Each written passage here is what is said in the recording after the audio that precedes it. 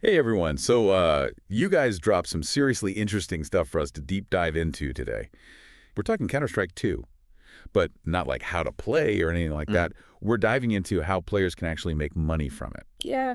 Yeah, like turning their skills into a paycheck. Yeah, you know what's wild? The CS2 scene, it's like a whole economy now. Like, we're not just talking about some hobby, right? It's like this whole ecosystem with pro teams and contracts and sponsors and streaming revenue. That's crazy. Like, it can even be more than what some players win in tournaments. Whether you're like a hardcore gamer or just curious about this whole thing, or maybe even like, getting ready for a career day talk or something. This deep dive is for you. We've got some clips from a podcast that breaks it all down, like all the ways people are making money from CS2. And we've got some stories about top players who are really living the dream. Plus, we've got some advice for anyone out there who wants to try and climb the ranks themselves. And trust me, you might be surprised by what you learn. Like, did you know that some players make more from streaming than they do from tournaments? Crazy, right? Let's get into it. So, okay, CS2, it's like the next evolution of CSGO, right? Right. Which already has millions of players globally. It's huge. Yeah, it's massive. And that's why esports for this game is such a big deal. That's exactly it. That huge player base means there's a huge market. And that's what fuels this whole esports economy we're talking about. You've got tournaments like Blast Premier, I Am Katowice, ESL Pro League. Those are the big ones. And they offer some serious prize pools. Millions of dollars, we're talking. Millions. Wow, okay. I knew esports was big, but millions. That's a whole other level. Okay, so the podcast we're looking at, they break down the ways players are making money in CS2 into 5 main categories. The first one, the most obvious one, is tournament winnings. Yeah, it seems pretty straightforward, right? You win, you get the big check. But it gets a little more interesting than that. Often that prize money gets split among the whole team. Sometimes even support staff get a cut too. So yeah, even if a team wins $1 million, each player might not be taking home that much. Ah, okay, I see. So there's more to it than just getting first place. Okay, what about sponsorships? Like I know traditional athletes have those big brands and all, so I guess it's the same in esports. You got it. Brands like SteelSeries, Razer, Red Bull, they're all over esports. You'll see players with their gear, their logos. It's all part of these sponsorship deals. But it's not just about slapping a logo on a shirt. These contracts can include all sorts of things, like streaming obligations, content creation, public appearances. Right, the brands want to make sure they're getting their money's worth. I'm curious though, do players ever feel overwhelmed by all this? I mean, they have to train, compete, and now manage all these brand commitments on top of it. Oh, for sure. It can be a lot, especially for younger players. They're still trying to figure out how to be professional. That's where good management and support staff becomes super important to help them navigate these contracts and make sure they're getting a fair deal. So it's more than just being good at the game. It's about being a brand, a business. Okay, interesting. So the third way to make money in CS2 is streaming and content creation. And this is where it gets really interesting, I think, especially for those players who aren't necessarily on those championship-winning teams. Definitely. Platforms like Twitch and YouTube have been a game changer for esports. Players can connect with fans directly, build a following, and make money through ads, subscriptions, donations. But it's not passive income, right? You gotta be creating content consistently. Show off great gameplay, make tutorials, entertain people, build a personality that people want to watch. So it's not just about being good at CS2. It's about being good at entertaining, at connecting with an audience. That's a whole other skill set. Absolutely. And that's why some players actually earn more from streaming than they do from competing. Like, take Shroud, for example. Went from being a pro to full-time streaming and built this huge audience. He's not competing for prize money anymore. But his income from streaming is way more than most pros make in a year, probably. That's wild. The lines between gamer and entertainer are getting blurred. Okay, what's next? Team salaries. I'm guessing it's kind of like pro sports teams, right? You got it. The big organizations like NAVI, FaZe Clan, G2 Esports, they offer contracts with salaries to their players. And these salaries can be serious money, tens of thousands, even hundreds of thousands of dollars per year. Wow, okay. That's amazing. So what do these teams look for when they're deciding who to sign? Is it just raw skill? Skill's important, of course, but they're also looking for reliability, professionalism, someone who fixed the team culture, and potential too. Players who are on the rise show promise. And marketability plays a role too. Players with a strong online presence, a big fan base, they attract sponsors, which benefits the whole team. Okay, so it's like a complex equation. You need skill, personality, professionalism. even a bit of business savvy to make it in the CS2 world. Definitely. It's competitive, and teams are looking for the whole package. Fascinating. Okay, last but not least, we've got merchandise and personal brands. This sounds like a way for players to really build their own little empire. It is. A lot of players, especially the ones with a big online following, they're launching their own brands, selling merch, creating these additional revenue streams that aren't tied to tournament performance. So like clothing lines, accessories, maybe even their own energy drinks. Exactly. It's a smart way to diversify their income, build a brand that lasts beyond their gaming career. Take Ninja, for example, started as a pro Halo player, and he turned his success into this massive personal brand. Clothing, books, even a movie appearance. A perfect example of a gamer turned entrepreneur. Ninja story is incredible. So we got these 5 pillars: tournament winnings, sponsorships, streaming, team salaries, and merchandise. It's amazing how many ways players are turning their passion for CS2 into a career. And that's just what we know about right now. As esports grows, I think we'll see even more creative ways for players to make money and build sustainable businesses for themselves. Okay, so now we understand the landscape, Yeah. but I really want to hear about some of these players who are crushing it in CS2. Our source material highlighted a few big names from. Yeah, for sure. Let's start with Alexander S14 Kospiliv. He's a legend in the CS community, known for his skill and consistency, plays for NEVI, won tons of tournaments. But what's really interesting is how he's built this multifaceted income stream. So it's not just about the prize money for him. Not at all. He's got a big contract with NEVI, a popular Twitch channel. He earns money from subscriptions and donations there.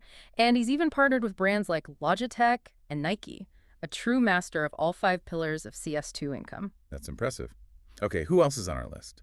Next up, we've got Mathieu Zaiwu Herbau, a French prodigy who plays for Team Vitality, multiple MVP awards, his skill rivals S1 polls, but his personality is totally different. He's known for being calm, precise, almost surgical in his gameplay. I can already see how that would attract a different type of fan. Yeah. And different sponsors, people who appreciate that calculated strategic approach. Brands are smart, they see that. Zaiwu's got sponsors like Adidas and Red Bull, brands that fit his image of calm, focus, and precision. Okay, so it's not just about being the best. It's about having a brand that people connect with. Okay, who's next? Okay, so we've got S1 Zampel and Zaiwu, both crazy skilled, but with different personalities and different ways of making money, too. Who else is out there making waves in CS2? Well, let's talk about Nikolai Dev-Once-Reitz. He's Danish, and he's been a big name in CS for years, won 4 major titles, which is insane. A lot of pros struggle with burnout, you know.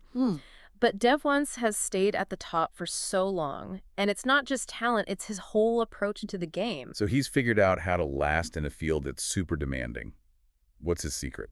Well, he's known for his work ethic, discipline, professionalism. He treats gaming like a business, seriously, prioritizes his health, his training, his mental well-being. And this has not only helped him avoid burnout, it's also made him a super desirable player for teams and sponsors. Yeah, that makes sense. If I'm a team owner or a brand, I want someone who's going to stick around, someone reliable, professional. So Dev wants consistency. It's like part of his brand now. Exactly. And his long-term sponsorships with brands like SteelSeries and Logitech prove that. They know he's not going to disappear after a season or two. He's a solid investment. He's also known for being picky about his sponsors. He chooses brands that fit his values, his image. Smart. He's thinking long-term, not just chasing every deal. Okay, last on our list is Nico Kovac. Yes. Nico is a beast. Yeah. Known for his aggressive playstyle, incredible aim. He's played for some top teams, FaZe Clan, G2 Esports, always ranked among the best in the world. I've seen him play. He's so versatile, switches between roles and weapons like it's nothing. That versatility is going to be a huge advantage, not just for gameplay, but for teams and sponsors too, right? Oh, absolutely. He's valuable to any team because he can fill any role, adapt to any situation. That flexibility is gold in CS2. And for sponsors, it means he can represent them in different ways, showcasing a new mouse one day, promoting an energy drink the next. Wow, these 4 players are like prime examples. They show how skill, personality, and business smarts all come together in CS2. It's inspiring, you know? They turn their passion into these multifaceted careers. And the best part? They all started somewhere, just like anyone else. They weren't born pros. They put in the time, honed their skills, and built their careers step by step. Perfect segue, because our listener included some advice for aspiring CS2 players. those who want to follow in these legends' footsteps. Right. And this advice isn't just for those who want to be the next S1 poll. Even if you're playing for fun or want some side income, these tips can help you get more out of CS2. Okay, let's dive in. What's a first step to CS2 success? Master your skills, of course. Your aim, game sense, communication. That's the foundation. Sounds basic, but I bet it's tougher than it sounds. How can players actually improve those things? There are some awesome tools out there, like Aim Lab. It's like a virtual training ground. You practice your aim, reaction time, target acquisition, different drills, scenarios. You can track your progress. It's like having a personal trainer for your CS2 skills. So it's not just about playing a ton of matches, it's about practicing with a purpose, using the right tools. Exactly. And don't forget about watching the pros. Watch their gameplay, their movements, their decisions. You can learn a ton by observing the best. Right, like analyzing replays, figuring out their strategies. Right. It's about the why behind their moves. You got it. And with Twitch and YouTube, you have access to so much. Pro matches, player streams, it's like a master class in CS2 strategy. Okay, so mastering the game mechanics is step one. What's next? Building an online presence. Even if you're not aiming to be a pro, this is important. It's your digital identity, how you show off your skills and personality to the world. It's like creating a brand for yourself. Yeah. What are the best platforms for that in CS2? Twitch and YouTube are the big ones for gamers. Streaming your gameplay, making tutorials, sharing your thoughts, even just being entertaining. It's all about connecting with the community, building a following. But isn't it crazy competitive? How does a new streamer even get noticed? It's tough, for sure. But you don't need millions of followers to be successful. Focus on good content. Engage with your viewers. Build a community. Quality over quantity. Find your niche, your voice, connect with people who like your style. Exactly. And experiment. Try different types of content. Maybe you're great at explaining strategies. Or maybe you're hilarious when you rage at the game. Or maybe you make awesome montages. Find what works for you and your audience. This is awesome advice. Okay, what else do aspiring players need to know? Tournaments, even at the amateur level, they're great for gaining experience, Definitely. proving your skills, testing yourself against others. Yeah, that competitive pressure can really push you to get better. Where can players find these tournaments? Platforms like Facey and EC have tons of them, online and offline, for all skill levels. You can find ones that match your rank and play style. And don't be afraid to start small. Local tournaments, online leagues, it's a good way to ease into the competitive scene. Okay, so we've got practice, online presence, and tournaments. What else? Teamwork. Essential in CS2. Join or create a team even just with friends. It'll make you a better player. Makes sense. You can't just rely on individual skill. You need to communicate, coordinate, support each other. Exactly. Being in a team teaches you about leadership, collaboration, things that help you beyond the game too. Plus, it's way more fun to celebrate wins and analyze losses together. Teamwork makes the dream work. Okay, what else? Networking. Connect with other players, content creators, even industry pros. Go to tournaments, join online communities, reach out to people you admire. Networking in CS2. So it's not just what you know, it's who you know. It's about building relationships, expanding your network, creating opportunities for yourself. You never know who you'll meet at a tournament or online. A casual chat could lead to a team invite, a sponsorship, or just some great advice. Be open to connections. Don't be afraid to put yourself out there. You never know what might happen. Okay, we've covered a lot. Any final wisdom for our aspiring players? Consistency and professionalism are crucial. Treat gaming like a business, even if it's a hobby now. Show up on time, communicate clearly, be respectful, and always try to improve. Have that professional mindset, even if you're not pro yet. I get it. Shows people you're serious. Exactly. And it's not just your actions, it's your attitude. Stay positive, support your teammates, have fun, because at the end of the day, CS2 is a game. I love that reminder. Okay, before we move on, let's tackle some common questions about making money in CS2. Stuff that new players always ask. Sure, let's go. First one, can you make money without being a pro player? Absolutely. We've talked about all the different income streams, streaming, content creation, coaching, tournaments, even CS2-related businesses. So you don't need to be on a top team to make money from your passion? Nope. Find your niche, develop your skills, explore the opportunities. Okay, another one. How much can a beginner realistically earn? Tough to say. It depends on a lot of things. Your path, your skill, how much time you put in. But be realistic, you won't get rich overnight. Don't quit your day job just yet, huh? Probably not. Streamers might make a few hundred a month from subs and donations. Tournament winnings can be anywhere from $50 to $1,000. But the real value early on is the experience, the skills, the reputation you build. It's about the long game. Okay, what about equipment? What do new players absolutely need? The essentials are a decent PC, a reliable mouse, and a good headset. That'll let you play and stream with decent quality. Does it have to be the most expensive stuff? Not at all. Good equipment helps, but start with the basics. Upgrade as you go. That's good to hear. Last question. How do you find sponsors? Can you even get sponsored if you're not already a big name? You can, but you need a strategy. Sponsors want players with a following, a good reputation, people who can represent their brand well. So it's not just about sending a bunch of emails and hoping for the best. No, it's about building your online presence, engaging your audience, show off your skills and personality, make good content, interact with viewers, build a community.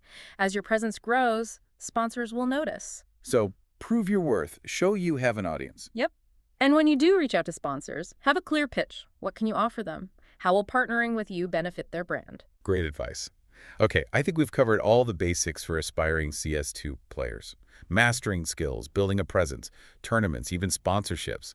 Lots to learn and explore. It's a journey. There will be ups and downs, challenges, victories. But if you love CS2 and you're willing to put in the work, there are so many opportunities out there. Well said. Okay, we've covered a lot today, but the key takeaway is this. CS2 is more than just a game. It's a platform for passion, creativity, and opportunity. And for those willing to put in the time, effort, and heart, it can be incredibly rewarding. Okay, we've got one more part to this deep dive. We're going to look at the future of the CS2 economy and all the new ways players might be able to make money. I'm excited to explore those uncharted territories. What new frontiers are out there? What skills will players need to thrive in this ever-changing world? Stick around. We'll be right back to answer those questions. Don't go anywhere. We'll be right back to continue our deep dive into the world of CS2. Welcome back, everyone. So we've talked about how players are making money in CS2 right now. We've looked at the different paths to success and answered some questions from aspiring players. But what about the future? What's coming next for those who want to turn their CS2 passion into, actual profit? Yeah, that's the big question, right? It's hard to predict the future exactly, but we can look at what's happening now and kind of guess where things are going. Esports is always changing, and I think we're just starting to see what's possible. Okay, so let's put on our future predicting hats. What trends are you seeing that could change how players make money from CS2? One thing that's really interesting is blockchain technology and NFTs. Those things, we're already seeing esports organizations using them to engage fans, offer exclusive content, even create new revenue streams. NFTs in esports? Yeah. That sounds pretty wild. How would that even work? Okay, imagine this. You buy a limited edition NFT, and it gives you access to exclusive CS2 stuff, like behind-the-scenes footage of a pro team, or a virtual meet and greet with a famous player, or even in-game items that you can trade or sell. So it's like a digital collectible. Yeah. But it has real value in the CS2 world. Exactly. And because it's an NFT, it's on the blockchain. So it's more transparent and secure than regular digital stuff. So for players, this could be a whole new way to make money and connect with fans beyond streaming and sponsorships. They could create their own NFTs, offer unique experiences, or digital items. Right. And for fans, it's a way to own a piece of the CS2 world, support their favorite players, and maybe even profit if those NFTs become more valuable. Wow. Okay, NFTs are definitely something to watch. What else is shaping the future of CS2 at Cashflow? Well, in-game economies and virtual currencies are becoming more popular.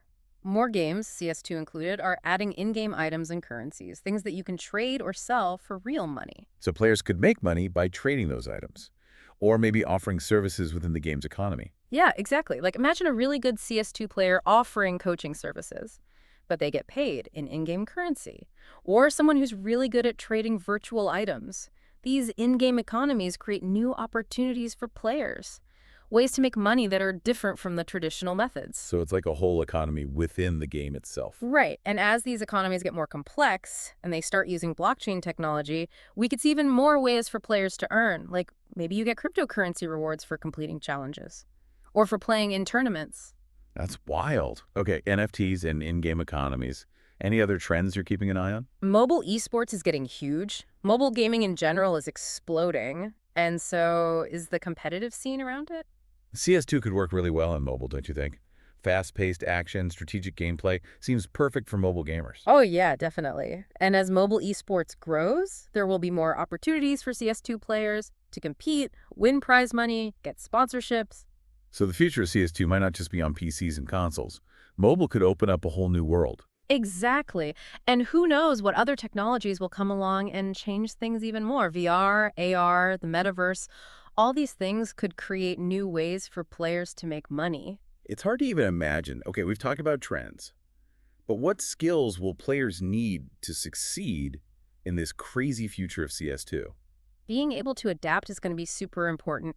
Esports is always changing, so players who can learn quickly, solve problems, and embrace new things will have an advantage. So it's not enough to just be good at the game. You need to be a quick learner, open to change. Yeah, for sure.